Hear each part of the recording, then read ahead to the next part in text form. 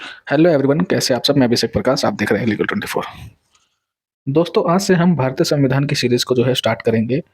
और सीरीज़ को स्टार्ट करने से पहले सबसे पहले हमें कुछ मुख्य बातें जो है भारतीय संविधान के बारे में पता होनी चाहिए।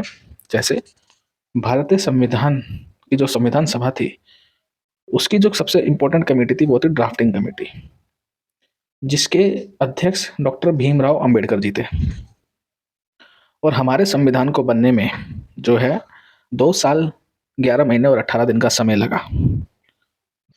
हमारे संविधान के अंदर 395 आर्टिकल्स, 22 पार्ट्स, 22 पार्ट्स और 8 शेड्यूल्स थे।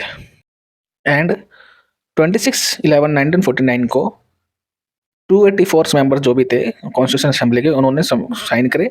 और 26 जनवरी 1950 को भारतीय संविधान को पूरे देश में लागू कर दिया गया था। भारतीय संविधान विश्व का सबसे बड़ा संविधान है।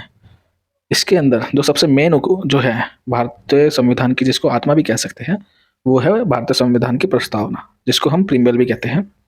जैसे we the people of India having solemnly resolved to constitution India into sovereign, socialist, secular, democratic and republic and to secure all citizens। अब सबसे पहले हम सोवरेन का मतलब जानते हैं। सोवरेन का मतलब होता है state has all the powers in its self and it's independent.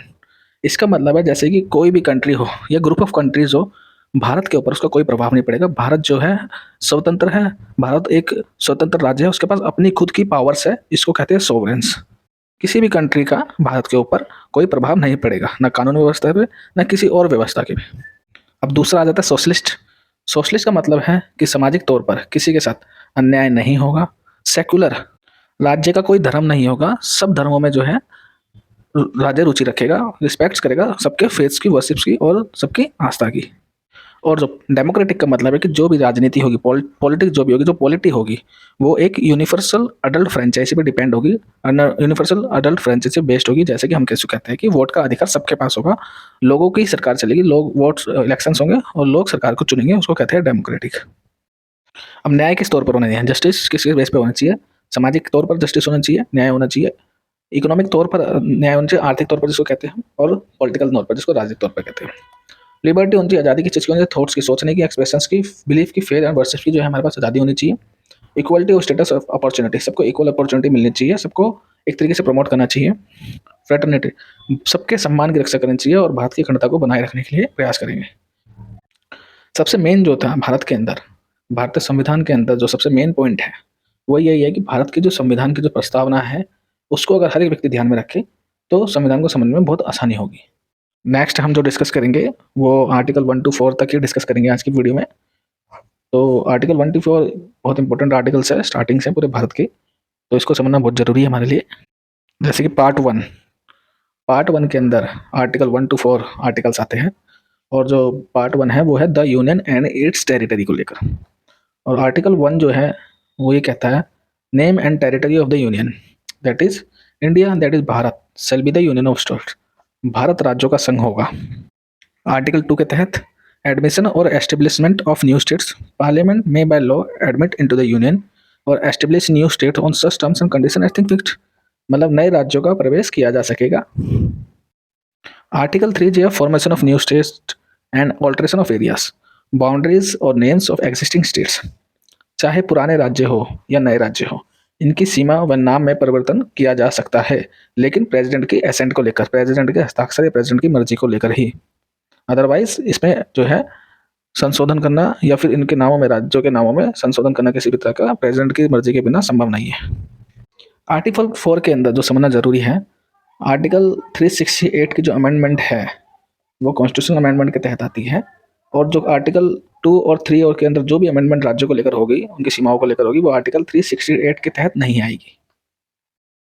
तो ये कुछ आर्टिकल्स थे पार्ट 1 के अंदर, आर्टिकल 1 to 4 को लेकर जो हमने अभी डिस्कस करे, वो बड़े ही ईजी थे स्टार्टिंग के जो आर्टिकल्स थे। और संविधान बनने के बाद इन आर्टिकल्स के अंदर काफ़ी सारी स्टेट्स बनी हैं, जिसके अभी हम नाम वाइज जानेंगे और उनके सन्स कौन से थे उसको जानेंगे, कौन से साल में जो है वो बनी थी।